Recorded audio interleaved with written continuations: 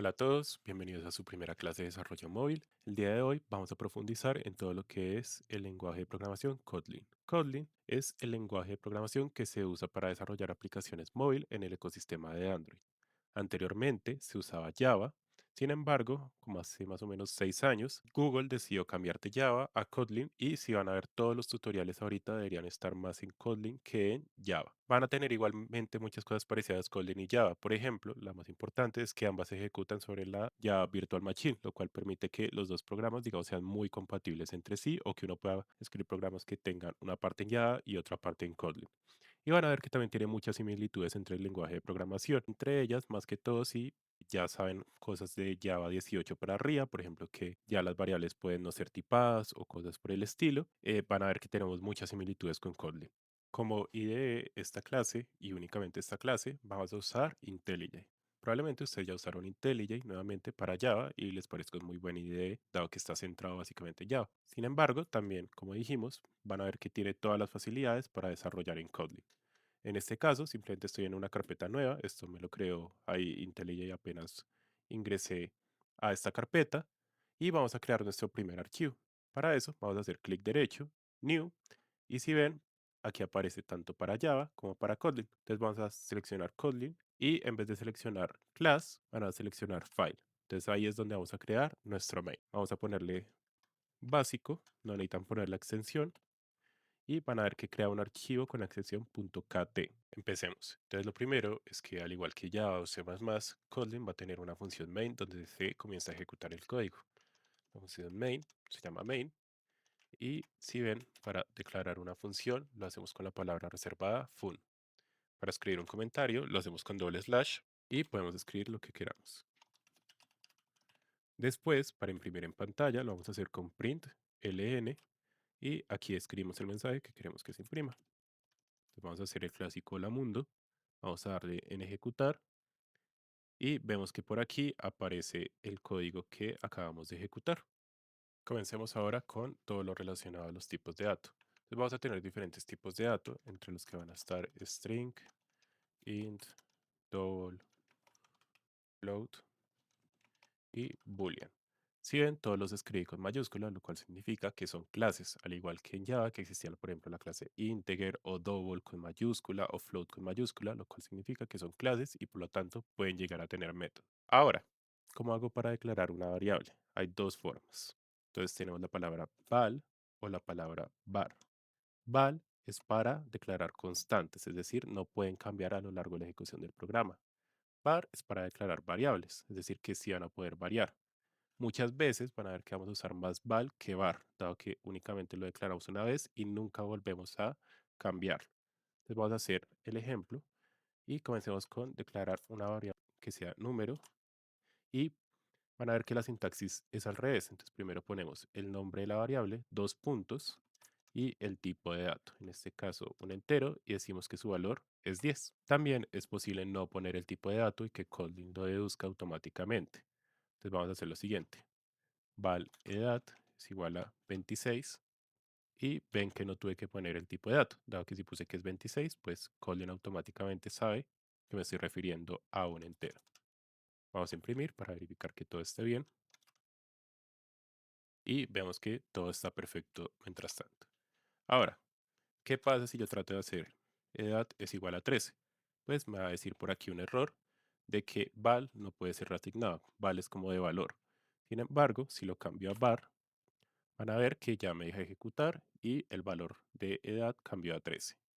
Nótese que, a diferencia de otros lenguajes, pues este tipo de constantes que son val no los vamos a declarar con mayúscula. Con minúscula está bien y es un estándar. Ahora voy a realizar dos pequeñas aclaraciones. La primera es que los tipos de datos en Kotlin no son mutables, o el tipo de dato. Es decir, yo no puedo decir que ahora edad es igual a Juan. Si primero esto se declaró como un entero, tiene que ser un entero durante toda la ejecución del programa. Esto es diferente en lenguajes de programación como Python o JavaScript. Segunda aclaración es que ojalá siempre traten de declarar primero las cosas como val y si en algún momento sí necesitan cambiarlo, lo que pasen a var. Entonces la idea no es que siempre usen var, sino al revés. Siempre comiencen con val y si en algún momento necesitan cambiar la declaración de la variable, lo pasen a var.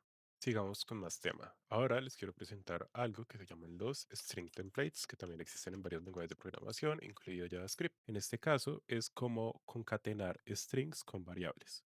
Tal vez una primera idea que ustedes tienen es que podemos hacer lo siguiente. Mi edad es y concatenamos de esta manera. Vamos a dar a ejecutar y vemos que funciona de manera correcta.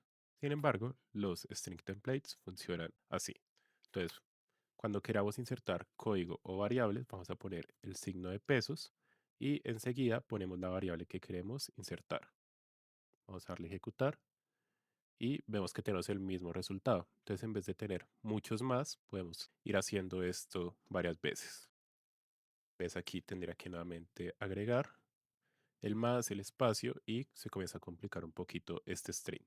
¿Qué pasa si quiero agregar cosas más complejas? Entonces vamos a poner dos variables, una que sea contactos viejos es igual a 2, una que sea contactos nuevos es igual a 10.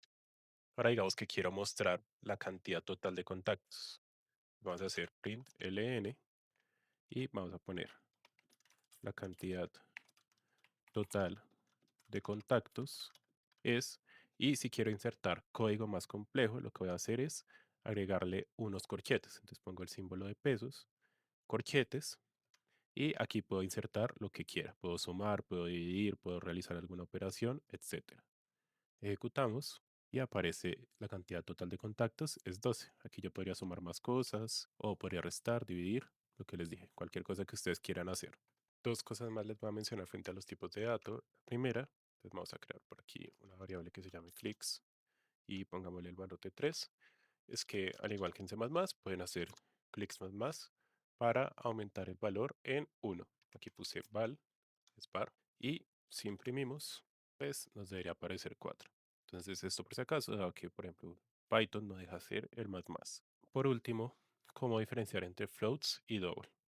Entonces vamos a crear por aquí una variable que se llame decimal y vamos a ponerle 3.3. Sin embargo, si quiero que esto sea de tipo flotante y no de tipo double, es obligatorio que le pongan la F al final. Entonces, esto aquí sería un double, esto aquí sería un float. Se los digo porque muchas veces les van a pedir floats en algunas funciones de Android en vez de doubles. Ahora vamos a empezar con el tema de las funciones. Para declarar una función vamos a usar la palabra reservada fun y vamos a hacer una función bastante sencilla que no retorne nada ni tenga parámetros. Vamos a llamarla saludar y simplemente vamos a hacer un print ln de un hola mundo. Vamos a llamar o invocar nuestra función que se hace exactamente igual que en el resto del lenguaje de programación. Ejecutamos y vemos que aquí aparece. En este caso, esta función no retorna nada. En otros lenguajes de programación, esto lo llamaríamos una función void. Sin embargo, en Kotlin, el tipo de esta función realmente por debajo es unit. Es decir, una función unit es exactamente lo mismo que una función void, que no retorna nada. Se los digo porque en la documentación o en diferentes librerías va a aparecer que una función es de tipo unit, es decir, lo mismo que void. En este caso, Kotlin me dice que es redundante que lo ponga, dado que no tengo ningún return. Sigamos con una función un poco más compleja. En este caso, vamos a hacer una función que ahora sí tenga un tipo de retorno. Vamos a llamarlo simplemente retornar número. Y para decir que retorna, ponemos dos puntos y el tipo de dato que va a retornar. En este caso, le voy a decir que va a retornar un entero. Ponemos return, igual que en el resto de lenguajes, y invocamos por acá. Entonces vamos a poner valor es igual a retornar número y imprimimos. Y vemos que todo sale de manera adecuada. Sigamos complicando un poquito más la cosa. Ahora vamos a crear una función que tenga también parámetros. Esta función lo único que va a hacer es sumar 2 al número que le llega como parámetro. Y para agregar parámetros ponemos el nombre del parámetro, dos puntos y el tipo del parámetro. Acá sí es obligatorio que pongan el tipo de dato, no se lo pueden saltar. Y vamos a retornar un entero. Llamarla por acá. Ejecutamos, revisamos que todo esté bien y vemos que nos aparece que el resultado es 7. Por último, les quiero mostrar cómo crear una función que tenga parámetros opcionales con valores por defecto. En este caso vamos a crear una función que por defecto eleva al cuadrado, pero si el usuario pone otro parámetro puede elevar a la 3, a la 4, a la 5, etc. Vamos a hacer que la base, es decir, el número al cual vamos a elevar sea un double. El exponente también va a ser un double y por defecto va a elevar a la 2. Es decir, si el usuario no pone el valor del exponente, siempre se va a elevar al cuadrado. Que vamos a retornar un double y vamos a usar, en este caso, la función pow que viene incluida, o más bien no viene incluida, sino que necesito aquí importarla. Ven que me lo importa por aquí al principio del archivo la biblioteca de matemáticas y vamos a ejecutarla. Vamos a hacer val elevar 2 es igual a elevar 2. En este caso me debería dar, pongámosle 3, me debería dar 9, porque estoy diciendo que si solo pongo un parámetro, el valor de exponente debe ser de 2.0. Ahora, ¿qué pasa si pongo por aquí un segundo parámetro? En este caso me debería elevar a la 3 y vemos que da 27. Entonces así pueden poner un parámetro que sea opcional y ponerle un valor por defecto. Veamos un pequeño tema adicional respecto a las funciones. En este caso, por ejemplo, aquí la función elevar, si ven, si yo solo veo esta línea de código sin ver la declaración de la función, puede ser un poquito difícil saber quién es la base, quién es el exponente, etc. Entonces, algo muy común que se hace en estos lenguajes de programación, entonces pongámosle elevar, es poner de manera explícita el nombre del parámetro. Entonces vamos a decir que base es igual a 2.0 y exponente es igual a 3.0. De esta manera, pues ya puedo imprimir, me debe dar en este caso 2 a la 3, pero ven que es mucho más legible saber quién es la base y quién es el exponente. También puedo hacer otras cosas, pongámosle aquí var y pongámosle resultado para no estar confundiéndonos con la función. Entonces pongamos ahora resultado es igual a elevar y puedo hacerlo al revés. Puedo decir que exponente, poner primero el exponente y después la base. Es decir, puedo escribir los parámetros en el orden que yo quiera, siempre y cuando yo ponga de manera explícita el nombre de cada uno de los parámetros. En este caso, estoy haciendo el mismo 2 a la 3 y nuevamente me da 8. ¿Esto por qué se los digo? Porque en Android esto sí es muy común que uno siempre escriba el nombre de cada uno de los parámetros.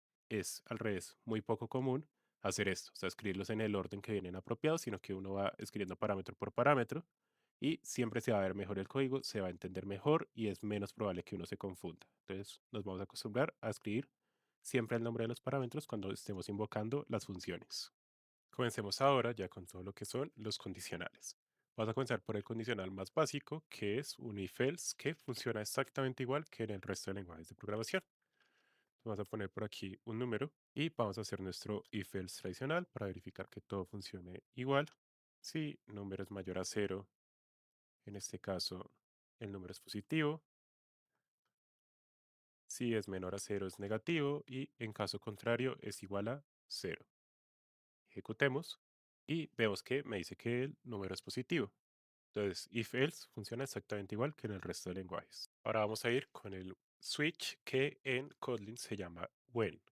Vamos a poner por aquí, va la opción es igual a, simulando un pequeño menú y van a ver que funciona muy parecido al switch. Entonces, buena opción y aquí vamos a poner los diferentes casos que pueden ocurrir. A y para señalar el posible caso ponemos flechita. Y si necesitamos únicamente una línea, no es necesario poner los corchetes. Si necesitamos ejecutar varias líneas de código, ponemos los corchetes. Entonces podemos poner por aquí print ln y pongamos usted ha seleccionado y pongamos por acá print ln opción A. Aquí tengo un pequeño error, estos son comillas dobles. Y pongamos el resto de casos. Entonces, por ejemplo, si únicamente es una línea de código, no necesito poner los corchetes y puedo poner directamente lo que quiero que se ejecute. En este caso voy a poner opción B, opción C y es obligatorio que pongamos el else. Entonces, en caso de que no sea ninguna de estas opciones, vamos a imprimir opción no válida. Ejecutemos y vemos que en este caso me ejecutó dos líneas de código, que es usted ha seleccionado opción A. También puedo llegar a poner condiciones un poquito más complejas dentro de estos when. Vamos a aclarar por aquí una variable que se llame carácter y pongámosle el valor de cero. Entonces vamos a abrir nuestro when Y vamos a hacer lo siguiente. Si el carácter es 0 o 1, vamos a imprimir 0 o 1. Si está entre 2 y 5, entonces si ven aquí vamos a encontrar otra cosa nueva en Kotlin y son los rangos. Entonces estoy diciendo, si el carácter está entre 2 y 5, imprime esto de acá. En caso contrario, pues ninguna de las anteriores. Entonces, esto normalmente en algunos lenguajes se complica un poco, digamos, tener varias opciones que realicen lo mismo. Aquí en Kotlin es bastante sencillo. Ejecutemos y me aparece 0, 1 y si pongo 3, entra en el rango de 2 a 5 y aparece de manera correcta. Por último, también puedo tener condicionales. Entonces, vamos a poner when y en este caso, si voy a tener condicionales, no vamos a poner digamos, los paréntesis, los parámetros, sino que simplemente vamos a poner cada uno de los casos. Entonces, en este caso, voy a poner que si number es mayor a 0, imprima que es positivo, si number es menor a 0, que es negativo, y en caso contrario, que es 0. Pero, dado que tengo una condición un poquito más compleja, estoy usando el mayor, el menor, nuevamente no es necesario o no es posible poner los paréntesis. Ejecutemos y me aparece que el número es positivo siguiendo el número que declaré por acá. Bueno, ya vimos que el switch se parece bastante al when. Sin embargo, ahora sí vamos a ver algo que es bastante peculiar de este lenguaje de programación y son las expresiones. ¿Qué son las expresiones? Básicamente es lograr que un if o un when me retorne un valor y lograr guardarlo dentro de una variable. Vamos a verlo y ya van a entender qué es. La idea es lograr guardar un valor dentro de la variable. Entonces, en este caso voy a guardar lo que me retorne entre muchas comillas, porque no está la palabra return, dentro de la palabra tipo. Y vamos a hacer un if. Entonces vamos a poner si número es mayor a cero, me retorna positivo. Si es menor a cero, me retorna negativo. Y en caso contrario, retorna cero. Vamos a imprimir para verificar que todo esté bien. Y vemos que me imprime positivo. Entonces, ¿qué está pasando aquí o qué son las expresiones? Nuevamente, es tratar de que un if, un else retorne un dato que yo pueda guardar en una variable. En este caso, la última o la línea de código que siga al if o al else va a ser la que se va a guardar dentro de la variable tipo. Si necesito hacer algo más complejo, por ejemplo, tener varias líneas de código, es obligatorio que yo ponga los corchetes y, por ejemplo, aquí vamos a imprimir algo. Print ln algo. Le damos a ejecutar y me va a imprimir esta línea de código y esta es la que va a guardar dentro de la variable que se llama tipo. Entonces siempre la última línea de código es la que va a guardar dentro de esta variable. Las expresiones siempre van a ayudar a que ustedes tengan un código más limpio y más legible. Otra cosa que por ejemplo no existe en Kotlin, pero podemos llegar a simular con las expresiones es el operador ternario. Entonces vamos a poner tipo es igual si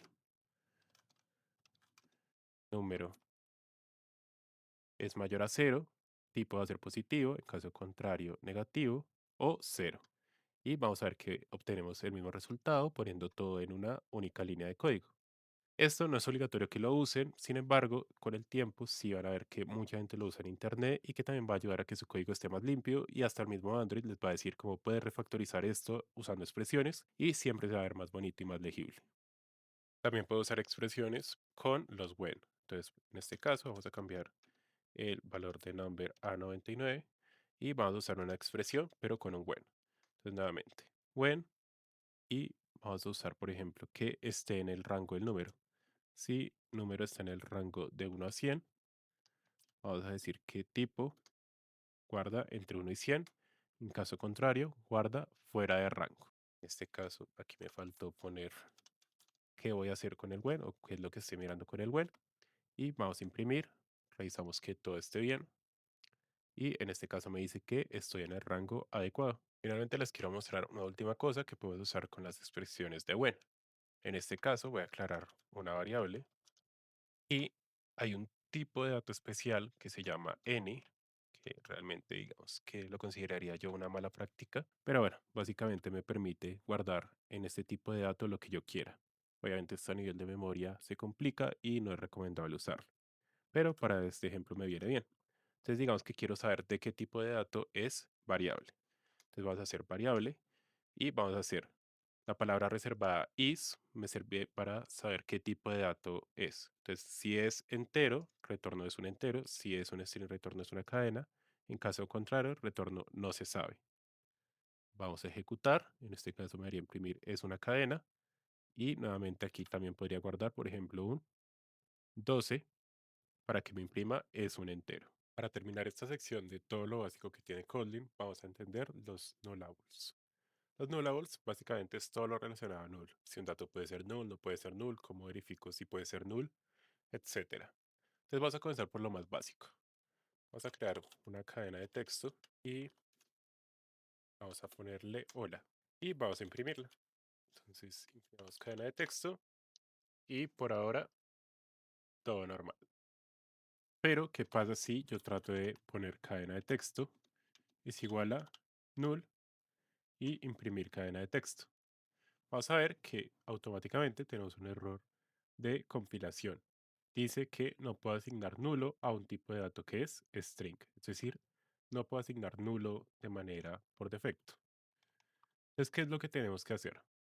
Para tener un dato que puede llegar a ser nulo, vamos a hacer lo siguiente. Entonces vamos a crear cadena de texto 2 y para decirle a Kotlin que el dato puede ser nulo o string, vamos a hacer este tipo de dato, string y signo de pregunta. El signo de pregunta lo que le indica a Kotlin es que cadena de texto 2 también puede ser nulo.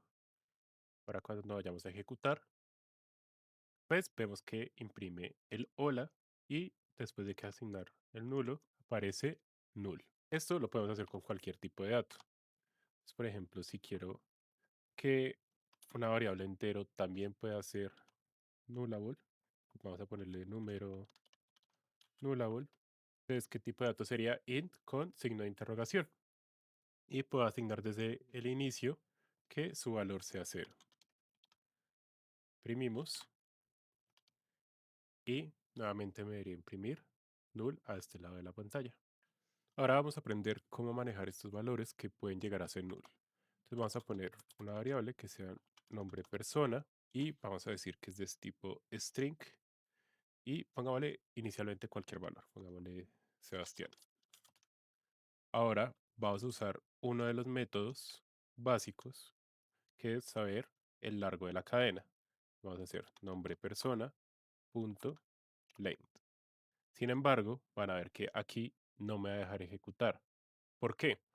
Porque como nombre persona puede llegar a ser nulo, si yo hago null.length, acordémonos que pues aparece un null pointer exception y mi programa explota. Si quito esto, pues obviamente ya me va a dejar ejecutar mi código normal, pero nótese que aunque esto no sea nulo, solo por usar un método y llegar a tener código que puede lanzar una excepción, ya no me va a dejar ejecutarlo directamente Kotlin. Entonces surge la pregunta de cómo podemos manejar esto, porque igual yo quiero que mi tipo de datos sea string con el signo de interrogación, es decir, que también pueda llegar a ser nulo, pero quiero usar los métodos. Entonces van a haber varias opciones. Vamos a ver opción por opción. La opción uno es Safe Call Operator. En este caso, vamos a ver cómo funciona. Básicamente vamos a hacer nombre persona, interrogación, punto, y ahí sí puedo usar los métodos de manera normal. ¿Qué ocurre acá?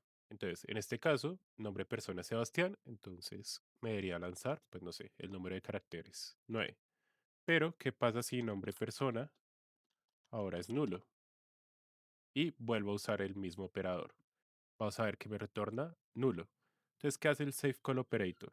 Si lo que está antes del safe call operator es nulo, ya, digamos, él deja de ver el resto de la operación y retorna nulo directamente, evitando que se haga un null pointer exception. Entonces, tanto en el caso donde esto no sea nulo como cuando es nulo, vamos a ver que funciona de manera adecuada. En uno, retornando la cantidad de caracteres y en el otro, retornando nulo directamente para evitar excepciones. La opción 2 se llama Not Null Assertion. No, Null Assertion. Y básicamente lo que le voy a decir a Java es que estoy, a Java, perdón, a Kotlin es que estoy 100% seguro que lo que está acá no es nulo. En este caso, vamos nuevamente a poner aquí nombre persona es igual a Juan y damos a ejecutar. Me aparece 4. Y si es nulo, aquí yo soy el que estoy tomando el riesgo como programador. Le estoy diciendo a Kotlin, estoy 100% seguro que esto no es nulo. Si esto llega a ser nulo y pues lo llego a ejecutar, ¿qué va a pasar? Null pointer exception. Entonces, esta opción, pues digamos, es una salida fácil, pero no la recomiendo dado que nuevamente puede generar excepciones en el programa. Solo si estoy 100% seguro que esto nunca puede ser nulo, la pueden llegar a usar. Veamos la opción 3, digamos la más clásica, que es usar un if else. Entonces, básicamente puedo hacer if nombre de persona es diferente de nulo, saco el largo. En caso contrario, pues voy a imprimir un mensajito que diga la variable es nula. Ejecutamos y me aparece que la variable es nula. Entonces esta sería como la más sencilla, que más se pueden acordar en cualquier caso. Y hay una cuarta opción, o bueno, una variante de esta tercera opción. Esta opción sería juntar las expresiones de if con lo que acabamos de ver. Entonces, por ejemplo, puedo hacer var largo nombre es igual a if es diferente de nulo, me retorna punto .length. En caso contrario, me retorne, no sé, -1, para tener una bandera que me indique que en este caso estoy tratando de acceder a algo nulo. Y ya pues finalmente lo puedo imprimir. En este caso todavía lo tenemos como nulo, me imprime -1, pero si lo cambiamos por acá a Juan, pues largo nombre tomaría el valor de 4. Casi se me olvida una última opción que también está por ahí en internet mucho y es el operador de Elvis. ¿Por qué se llama así? No estoy seguro. Según algunos tiene forma de Elvis, pero según yo no mucho. Y es un poquito difícil de recordar. ¿Cómo va a funcionar? Básicamente, como un operador ternario, podemos pensarlo, donde si esto no es nulo, pues retorno del tamaño normal y en caso de ser nulo, digamos como el else, es que retorne -1. Entonces vemos que estamos haciendo exactamente lo que estamos haciendo aquí de manera larga, pero en una sola línea de código y se parece bastante a un operador ternario. Y nuevamente podemos imprimir largo de nombre para verificar que todo esté bien y aparece 4 y en caso de ser nulo, acá, pues retorna -1. Ya vamos a cambiar de tema y vamos a entrar a todo lo que es programación orientada a objetos. Es decir, es importante entender cómo funcionan las clases en Kotlin, cómo funciona la herencia, entre otros temas. Para eso vamos a dejar ya este archivo que está bastante largo y para no combinar tema vamos a crear un nuevo archivo que se llame clases. Acuérdense aquí seleccionar file y vamos a crear nuestra función main para verificar que todo funcione de manera adecuada. Entonces simplemente vamos a hacer aquí nuestro print ln con un hola mundo. Vamos a ejecutar y vemos que todo funciona. Para crear una clase vamos a necesitar la palabra reservada class. Al igual que en todos los lenguajes, las clases comienzan con mayúscula y en este caso vamos a crear primero una clase que no tiene atributos. Para crear un objeto, entonces vamos a hacer val persona igual a persona. En este caso, como pueden ver, no es necesario, como en Java, usar la palabra reservada new. Simplemente poniendo el constructor, que en este caso sería este, estaremos usando el constructor vacío. Bueno, pero esta clase está demasiado sencilla, ni siquiera tiene atributos. Entonces vamos a comenzar a crear los atributos. Aquí va a cambiar un poquito la filosofía respecto a cómo la venimos manejando en Java. ¿Por qué? Bueno, primera cosa, los atributos los podemos declarar directamente dentro del constructor. Vas a decir que una persona tiene un nombre que es de tipo string y que una persona va a tener una edad que es de tipo entero. Entonces, esto de acá sería el constructor de nuestra persona. Esto se llama el constructor principal. Bueno, vamos a crear la persona y ya vamos a ver bien que todo esté funcionando. Entonces vamos a hacer aquí un print ln de persona.nombre y debería aparecer Diego. Listo, aparece Diego tal como lo tenemos planeado y hasta ahora todo bien. Nótense varias cosas. Primero, aquí pusimos val. ¿Qué significa val? Que es una constante. Entonces, si yo trato de hacer persona.nombre es igual a Pedro, va a decir que esto no se puede realizar. No puedo cambiar el valor de nombre porque es una constante. Entonces, si quiero que esto sea una variable, pues lo hago con var y ahí sí me va a dejar cambiar el valor. Ahora, digamos que yo quiero que la persona también tenga una altura, pero ese valor no va a ir dentro del constructor. Entonces vamos a poner por aquí var altura y vamos a decir que es de tipo entero y es obligatorio que pongan un valor inicial por defecto. En este caso estoy diciendo que si se usa un constructor únicamente con dos parámetros, con nombre y edad, la altura va a ser de 170. Comprobémoslo aquí rápidamente. Persona.altura y debería aparecer 170. Ahora, ¿cómo hago para crear más constructores? Entonces, este sería un constructor, pero puedo tener más, igual que en otros lenguajes. Entonces, para eso vamos a usar la palabra reservada constructor. Y aquí, ¿qué es lo importante? Lo importante es hacer lo siguiente. Es obligatorio que se use el constructor principal. Entonces, el constructor principal es el que sigue a la declaración de la clase. Digamos, es el constructor básico. Y cualquier constructor que yo vaya a crear después tiene que extender de este constructor. ¿A qué me refiero? El constructor principal tiene nombre y edad. Entonces, ¿qué es lo mínimo que debe tener cualquier otro constructor? Nombre y edad. Ahora, el constructor este, que es un, digamos, un constructor secundario o un constructor, digamos, opcional, también va a usar la altura. Entonces le pongo como tercer parámetro la altura. ¿Qué es esto de acá que me autocompletó? En este caso lo que le estoy diciendo a Colin es, este constructor va a usar del constructor principal el nombre y la edad.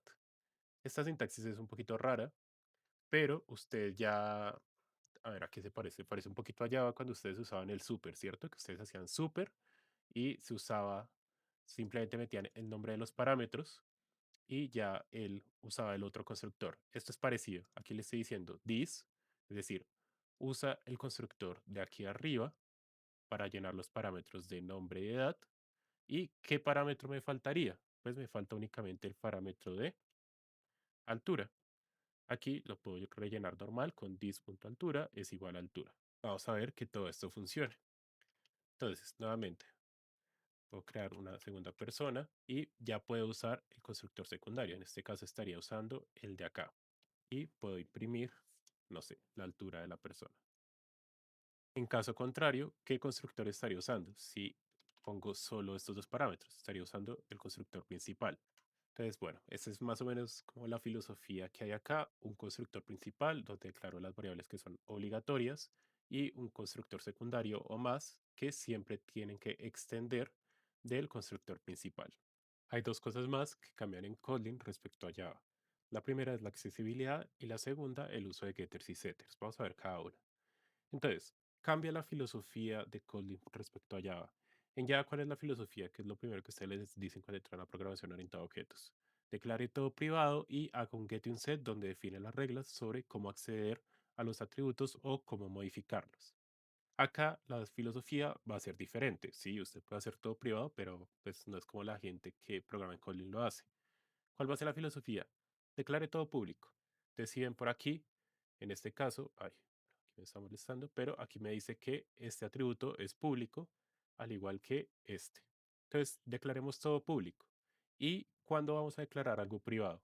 Únicamente en los casos donde quiero que el atributo, digamos, solo sea como una variable auxiliar que se va a usar adentro de la función. No quiero que se use nunca fuera de mi clase, perdón, sino que siempre se usa adentro. En ese caso, sí puedo poner aquí que esto sea privado y cuando esto se vuelve privado, pues desde fuera de mi clase nadie puede acceder a él. Así yo le pongo un get y un set, nadie va a poder acceder a él. ¿La idea cuál es? Las cosas privadas solo se pueden acceder al interior de la clase, las públicas fuera.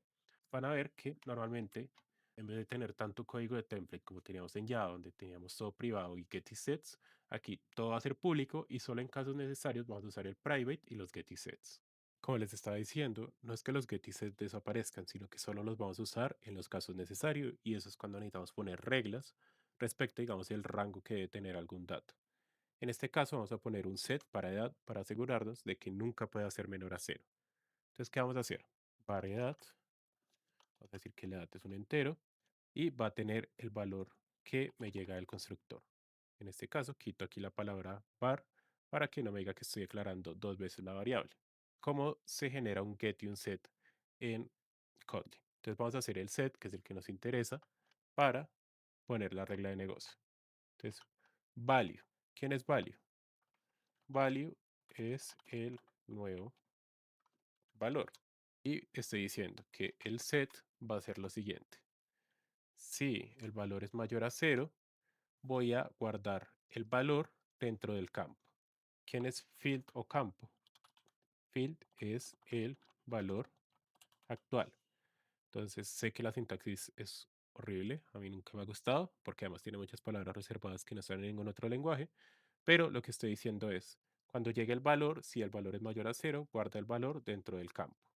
Y así siempre me aseguro de que el valor sea mayor a cero. En este caso, vamos a probar. Entonces, por acá vamos a hacer persona2.edad. Y bueno, nos faltaría, si es mayor a cero, eso. En caso contrario, ¿qué vamos a hacer? Vamos a decir que field igual a cero. En caso de que esto no ocurra, vamos a decir que el valor por defecto sea cero. Entonces vamos a poner persona2.edad. Y aquí hay otra cosa interesante. Nosotros aquí definimos un set, pero no es necesario hacer persona2.getEdad o .setEdad. Es decir, siempre van a estar invisibles los get y los sets cuando nosotros hacemos persona2.edad. Entonces aquí si yo hago persona2.edad es igual a 10, es el equivalente en Java a ser persona2.setEdad 10. Pero bueno, cosas de Kotlin. Entonces pongámosle el 10 y veamos que funcione bien. Primero el caso ejecutemos y vemos que funciona. Ahora vamos a tratar de ponerle un valor negativo a la edad y vemos que me dice que el valor es cero. Sigamos ahora con los métodos. Entonces, los métodos sí son muy parecidos a lo que tenemos en cualquier lenguaje de programación. Entonces vamos a crear un método que se llame saludar y simplemente va a imprimir algunos datos de la persona. Va a imprimir dos y aquí podemos poner mi nombre es este y también la edad. Listo. Aquí me quedó mal escrito y bajemos por acá y ya vemos que pues aquí sí no hay ningún cambio respecto a lo que ustedes ya conocen. Persona 2 punto saludar y me deberían aparecer los datos de la persona 2. Mi nombre es Diego y mi edad es cero. Algo importante que quiero que aprendan a manejar es los parámetros opcionales. Entonces recordemos que en el constructor yo también puedo tener parámetros opcionales y por lo tanto les tengo que poner un valor por defecto. Entonces digamos que yo quiero que nombre sea opcional, entonces voy a decir que su valor por defecto es desconocido cuando la persona no lo ponga. Pongámosle desconocido es igual a persona y pongámosle entonces únicamente la edad y edad es igual a 13 y vamos a imprimir el nombre para verificar que todo esté bien. Entonces en este caso me debería aparecer que el nombre es desconocido. Importante que aprendan a leer esta sintaxis. ¿Qué pasaría si yo tengo un dato que es de esta manera? Entonces recuerden que esto lo que significa es que nombre puede ser string o nulo. Y si tiene un valor por defecto, significa que puede ser opcional. Ahora pasemos al tema de la herencia. Vamos a crear una clase trabajador, la cual adicional a la persona, es decir, adicional al nombre y a la edad, va a tener un trabajo que va a ser un string y un salario que va a ser un double. Creemos la clase y vamos a realizar lo siguiente. Como vamos a heredar nombre y edad, esos datos simplemente los voy a poner de la siguiente manera. No es necesario poner si es var o val, simplemente ponemos el nombre del dato y su tipo. Ahora, los otros datos nuevos, si es necesario que pongamos si va a ser un valor o una variable. En este caso, trabajo va a ser un string y salario va a ser un double. ¿Cómo hacemos para definir que estamos usando herencia? Entonces vamos a hacer clase trabajador, ponemos nuestros atributos, dos puntos y de qué clase vamos a heredar. En este caso, vamos a heredar de la clase persona. Vamos a ver que nos aparece un error por acá. Este error que nos dice básicamente que persona es final, es decir, no es posible heredar de persona. Entonces, por defecto, cuando yo creo una clase, nadie puede heredar de persona. Si yo quiero que alguien herede de persona, yo tengo que poner explícitamente que es posible realizar esa operación. Para definir que es posible heredar de persona, ponemos la palabra reservada open y así ya otras clases pueden heredar de persona. Por defecto, las clases son cerradas, nadie puede heredar de ellas. Y ya. Entonces ponemos dos puntos, persona, y ponemos el constructor principal. Nuevamente, ¿cuál es nuestro constructor principal? Nombre y edad.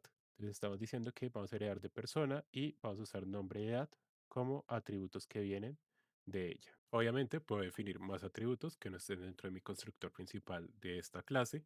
Y por ejemplo, vamos a definir una clase que es ahorro, que me va a indicar cuánto ha ahorrado el trabajador. Ahora lo mismo, digamos que yo quiero sobreescribir saludar.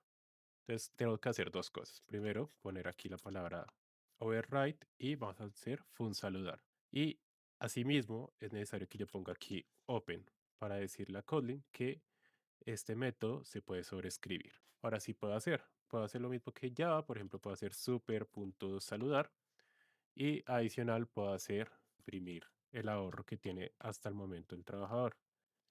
Ahorro es y imprimimos el ahorro. También puedo tener pues métodos adicionales que son solamente del trabajador y no de persona, que en este caso sería trabajar. Y lo que va a hacer trabajar es ahorro más igual salario. Entonces ya podemos comenzar a crear nuestro trabajador. Vamos a crear trabajador es igual a trabajador y vamos a ingresar todos los datos. En este caso Diego tiene 26 años, su trabajo es desarrollador y su salario es de 3.000. Si hacemos trabajador.saludar, nos aparece mi nombre es Diego, mi edad es 26 y mi ahorro es 0.0 y ya podemos hacer que trabaje y nuevamente que salude para verificar que sí esté aumentando el ahorro. Vamos a ejecutar y vemos que ya tiene 6.000 ahorrado. Nuevamente es obligatorio poner la palabra open si queremos heredar o open si queremos sobreescribir y para extender hacemos dos puntos y el constructor del constructor principal de la clase de la cual queremos extender. Finalmente, si lo que quiero es poder relacionar una clase con otra en una relación de asociación, es bastante sencillo y no tiene ninguna magia más que agregar el atributo dentro del constructor. En este caso, estoy diciendo que una empresa tiene una lista de personas, o bueno, aquí más bien sería una lista de trabajador. Tenemos que poner. Y ya. Entonces ahí ya quedaría la relación de asociación. No tiene mucha más magia que poner un atributo de otro tipo de otra clase. Listo, eso era todo en el lado de programación orientada a objetos. Ya el resto es bastante parecido. Si quieren generar cosas abstractas o generar herencia de más niveles, todo se parece bastante allá, así que no voy a profundizar mucho más en ello. Vamos a ir ahora al tema de las funciones porque probablemente esa sea la primera vez que ven funciones lambda o programación funcional o todo este tipo de temas de funciones, por ejemplo, anónimas, y es bueno que lo profundicemos y lo conozcan bien. Entonces vamos a crear un tercer archivo que únicamente va a estar centrado en el tema de funciones. Vamos a crear nuestro main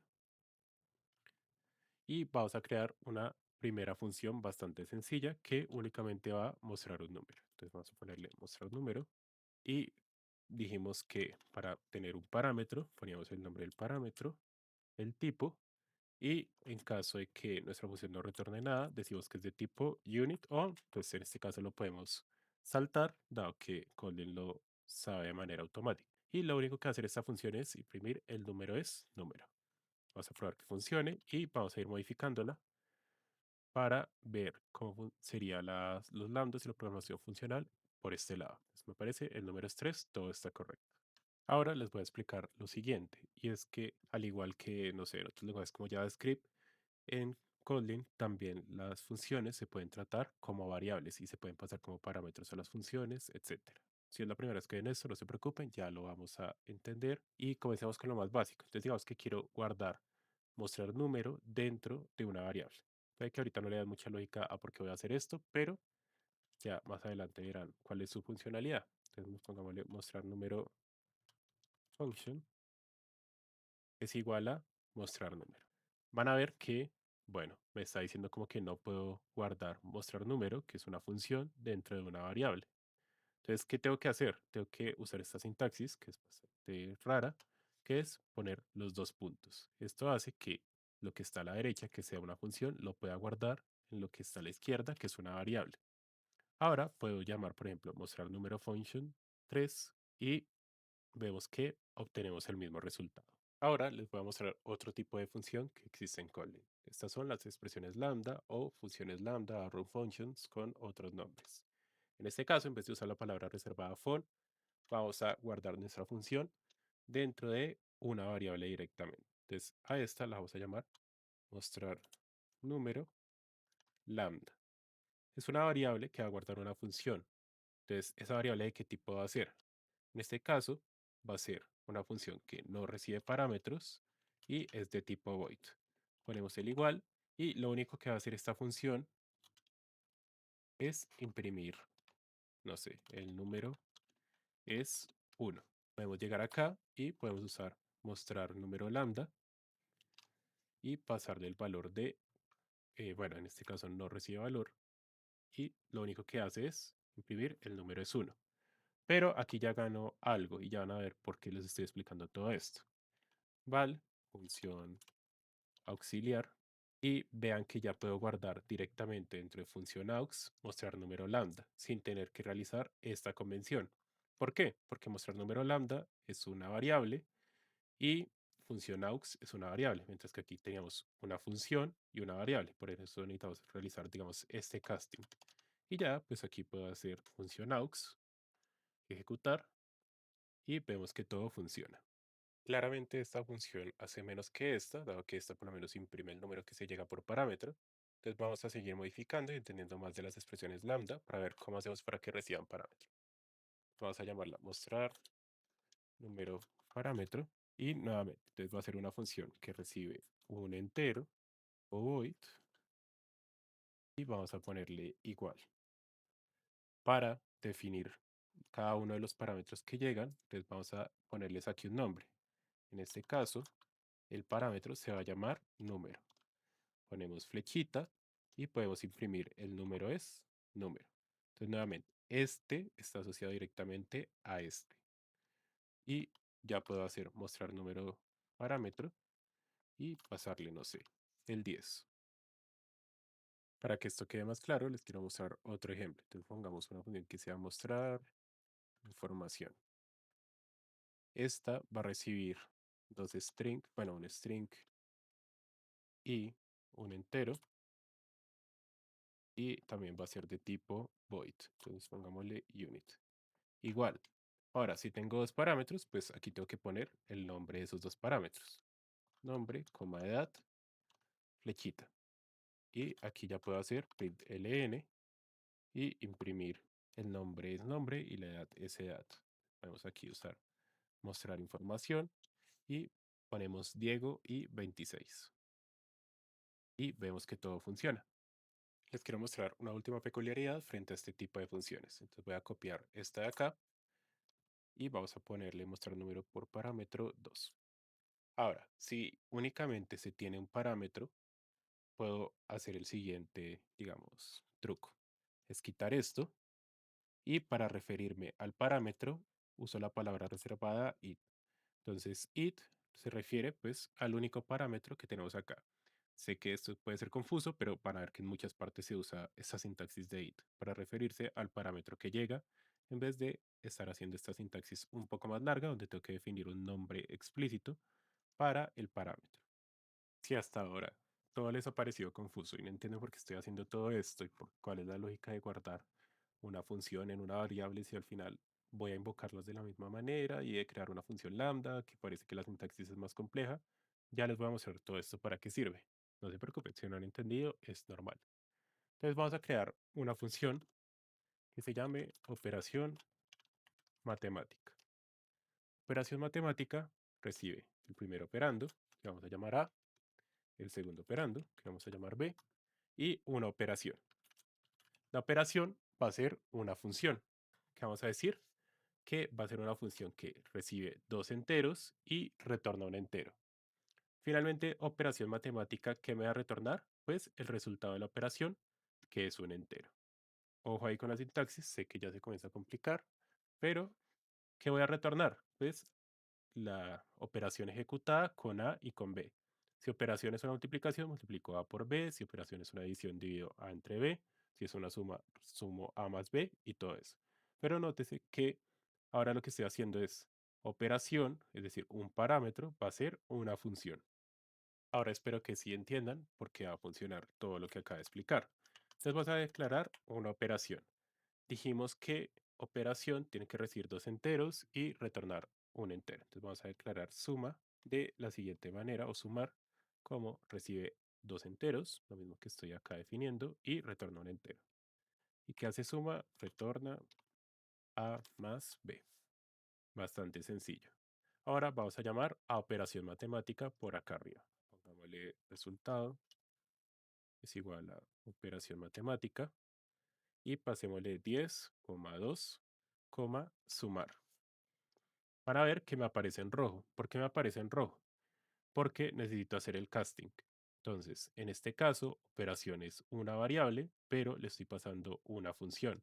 Entonces, él me va a decir que necesito realizar esta operación. Los parámetros siempre son variables. La variable en este caso se llama operación y es de tipo función.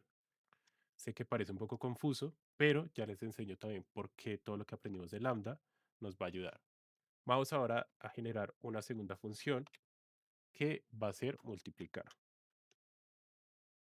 Vamos a hacer dos puntos, coma int. ¿Y qué va a hacer esta función? Esta función va a multiplicar a por b. Entonces recibe dos enteros y retorna un entero. Recibe a, recibe b y retorna a por b. Ahora, ¿qué puedo hacer yo por acá arriba? Puedo hacer lo siguiente. Resultado es igual a operación matemática 10,2 y ya puedo llamar directamente multiplicar. Aquí me falta que esto sea var y vemos que ya tenemos, no tenemos que usar la sintaxis de los dos puntos.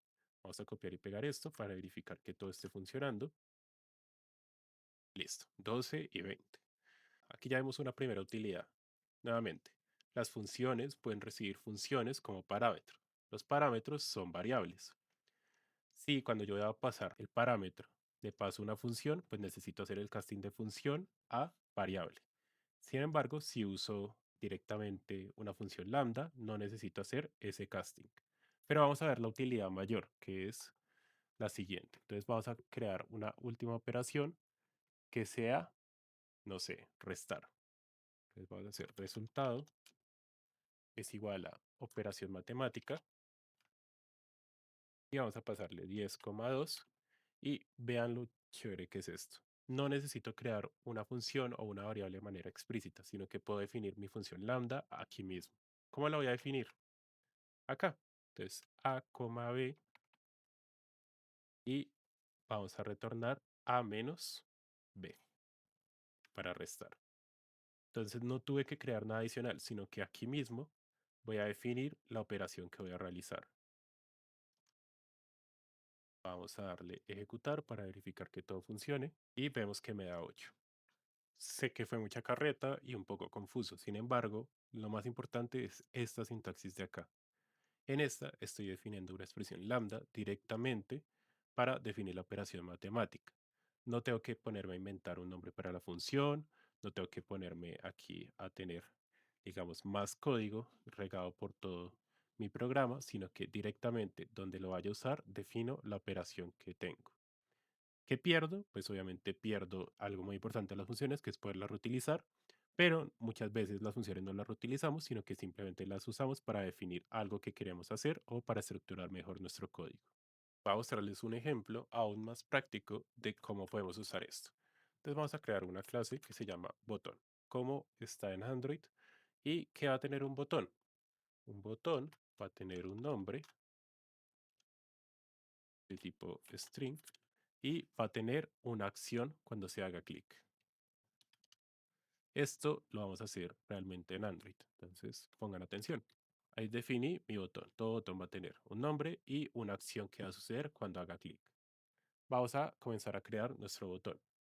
Entonces, val, saludo, es igual a botón y pongámosle botón saludo, coma, y en este caso tendría que pasarle una función. Entonces, ¿cuál sería el método largo? Entonces, aquí tendría que crear saludo y por aquí print ln saludando. Y dado que esto es una función, para pasarlo tendría que poner salud. Listo.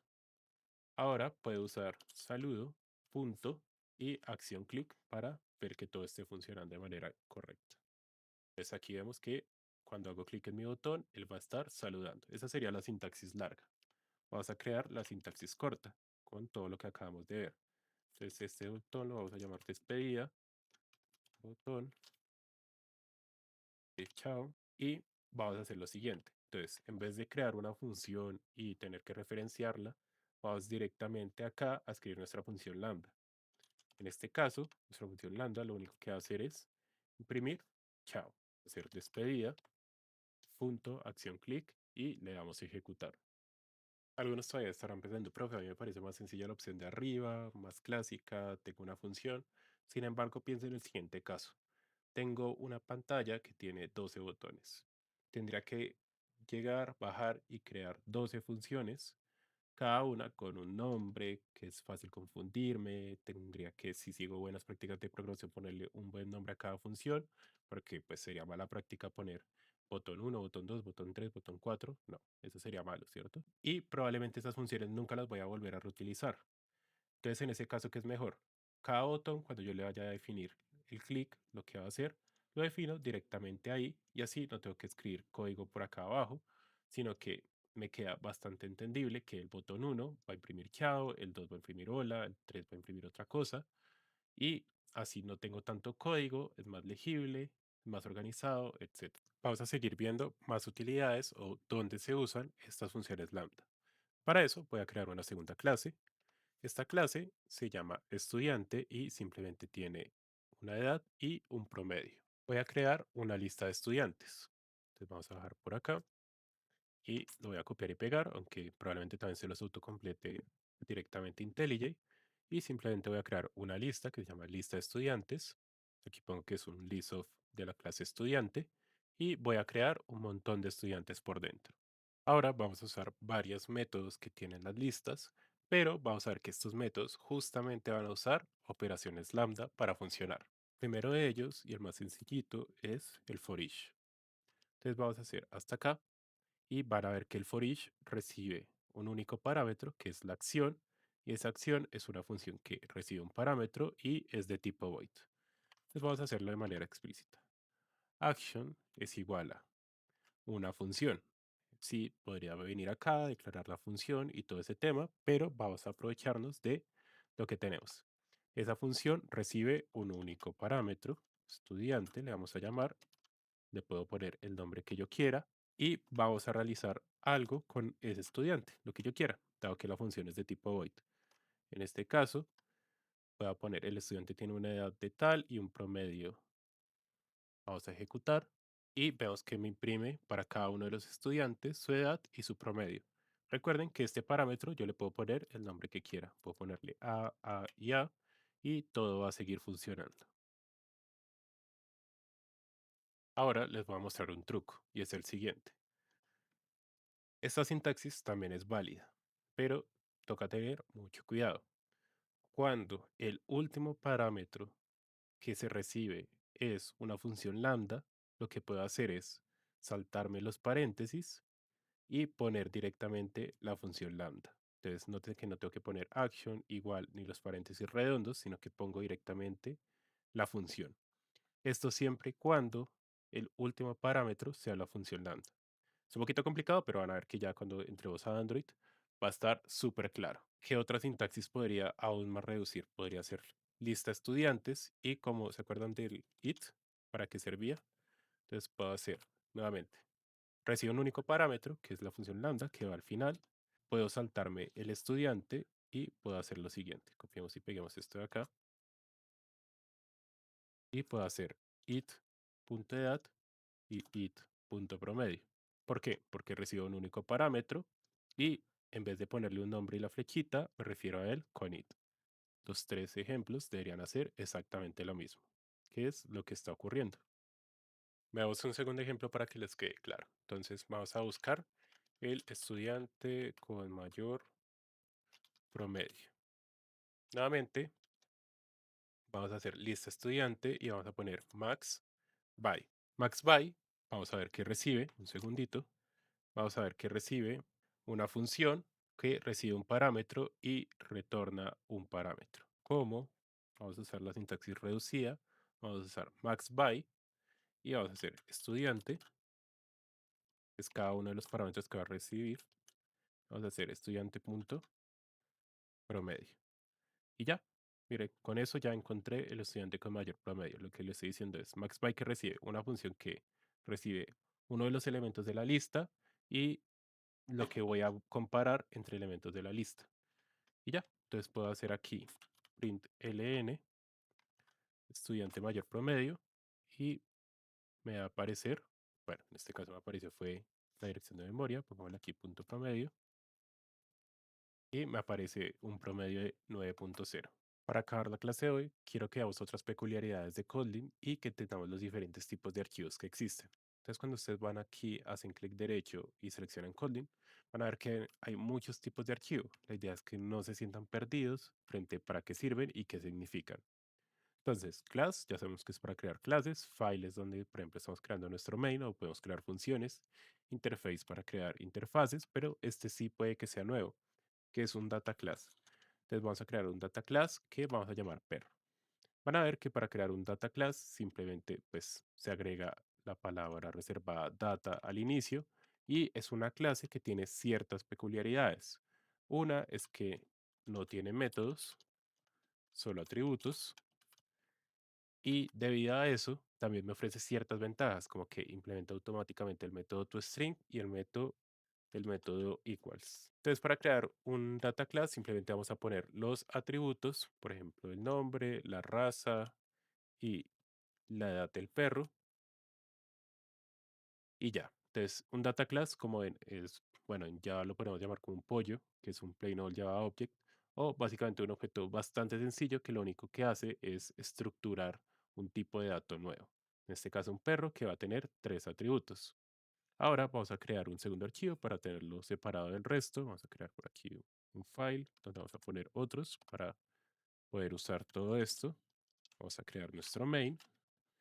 Vamos a hacer aquí un print ln para verificar que todo esté funcionando.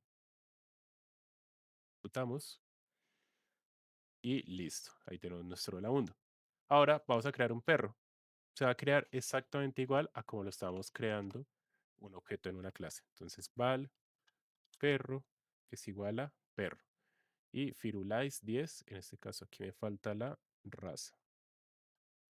Y ya, como les dije, por ejemplo, algo que me regala tener un data class es tener el método toString de manera automática. En este caso, entonces vamos a hacer un print ln y vamos a imprimir perro. Vamos a ejecutar y ven que a diferencia de lo que nos pasa ahorita, no me imprime una dirección de memoria, sino que directamente ya me imprime los datos del perro. También esto ocurre con el método equals. No lo tengo que implementar o sobreescribir, sino que automáticamente me lo regala. Vamos a seguir. Veamos qué otros tipos de archivos puede que ustedes no lleguen a conocer. Entonces, si seguimos bajando, vemos que tenemos enum class. Este básicamente, bueno, esto existe en todos los lenguajes de programación. Un enum me permite tener una lista cerrada de valores que puedo asignar, digamos, a una variable. En este caso, vamos a poner el sexo del perro y vamos a decir únicamente que puede ser macho o hembra. Normalmente se acostumbra a ponerlo en mayúscula. Y ya cuando lo quiero agregar, entonces, por ejemplo, pongo acá val y pongo sexo, es de tipo sexo. Y cuando ya lo quiero agregar, por ejemplo, aquí, van a ver que ocurre lo siguiente. Entonces yo hago sexo.macho o sexo.hembra. Únicamente me va a permitir esas dos opciones. No puedo poner ninguna que se salga de esa lista. Esto es bastante útil, por ejemplo, tener una lista de países, tener una lista de monedas, tener una lista de muchas cosas que quiero que únicamente estén en ese scope. Listo, que el usuario no pueda seleccionar nada más allá de las que yo, digamos, defina en mi enum. Veamos los últimos tipos de datos o tipos de archivo que puede que no conozcan. Y es este de acá que se llama object. En este caso, lo vamos a llamar guardería, que es un object a nivel de Interno es un singleton, ¿listo? O sea, es decir, es un objeto o una variable a la cual puedo acceder desde cualquier parte de mi programa. Si no les suena que es un singleton, entonces, en otras palabras, cuando yo creo un object, estoy creando una variable o un objeto al cual puedo acceder desde cualquier parte de mi programa de manera sencilla, sin tener que instanciarlo. En este caso, puede tener tanto atributos como métodos y es bastante útil para estructurar mejor su código. Entonces, digamos que yo quiero estructurar una falsa base de datos de perros. En este caso, entonces puedo agregar un atributo que se llame lista perros y aquí adentro puedo agregar mi lista de perros. Es, bueno, ahí creé 4 perros. Vamos a ir a nuestro archivo principal y puedo hacer lo siguiente. Entonces puedo, por ejemplo, guardería, punto, y van a ver que ya me aparecen los atributos que haya definido sin tener que instanciarlo. Entonces puedo hacer guardería, punto lista perros y darle agregar un nuevo perro o hacer un for each para imprimir cada perro. En este caso, dado que perro es un data class, en teoría debería poder, oye, aquí me quedó mal la sintaxis, es así, y print lnit, veamos si funciona, todo debería funcionar, y vemos que me imprime cada uno de los perros. Entonces, si ven, no tuve que instanciar la guardería, simplemente puedo acceder a ella desde cualquier lugar. Y es chévere porque también me permite agregar métodos, entonces puedo poner un método que sea agregar, un método que sea eliminar, un método que sea buscar perro, y puedo tener diferentes métodos de manera sencilla. Aquí ya creé, digamos, un falso CRUD y desde acá ya puedo hacer guardería, punto, no sé, agregar perro y puedo crear un nuevo perro y nuevamente imprimámoslo para verificar que sí se estén agregando los perros. Entonces, inicialmente teníamos 5, 2, 3, 4, 5 y pareciera que no lo está agregando. Ah, no, ahí sí están los 6 perros, listo. Otro ejemplo, no sé, piensen que ustedes quieren crear una calculadora que sirva en varias partes de su programa. Entonces, ¿ustedes qué hacen? Llegan, New, Object y le ponen calculadora. Y aquí van a crear las diferentes operaciones que pueden realizar. Sumar, restar, multiplicar, dividir. Ahora, en cualquiera de los archivos que tienen, simplemente si quieren realizar una suma, hacen calculadora, puntos, sumar y ya tienen disponible la suma. Y lo mismo con el resto de operaciones. Entonces, si ven, es bastante útil como para estructurar mejor su código, para tener una lista accesible de funciones desde cualquier parte. Y eso sería todo por la clase de hoy. Como ven, justamente Kotlin tiene muchos temas nuevos, tiene muchas cosas peculiares, por eso es que dediqué completamente una clase a entender todas estas particularidades, para que ustedes puedan leer código en internet o cuando lo haga ChatGPT puedan entender el código que se está generando y no simplemente que sea una cosa que no saben cómo funciona. Hay ciertos temas que igual dejé por fuera de esta clase, por la complejidad tal vez. Entre esos está, por ejemplo, los genéricos, que pues también existen en muchos lenguajes de programación, porque no creo que los vayan a crear ustedes. Sin embargo, sí es importante que los aprendan a leer. Aquí hay un ejemplo muy sencillo de lo que es un genérico. Entonces, un genérico es, en vez de yo decir, por ejemplo, que el for each recibe un tipo de dato exacto, como puede ser, no sé, una lista o un perro o lo que sea, yo voy a decir que recibe un genérico. Un genérico es un tipo de dato que mientras que cumpla ciertas condiciones, pues puedo meter cualquier tipo de dato ahí. Puedo meter una lista, puedo meter un conjunto, puedo meter un mapa. Entonces, este T significa genérico, o lo van a ver muchas veces representado como genérico, y significa que aquí puedo meter pues muchas cosas, ¿no? O sea, digamos que no está limitado a un tipo de dato particular, sino que puede recibir varios tipos de datos. Y los otros dos temas que van a quedar por fuera de la clase son los Companion Objects y el Select Class, por si acaso los quieren ver por su cuenta, sin embargo, es probable que nos aparezcan a lo largo del curso.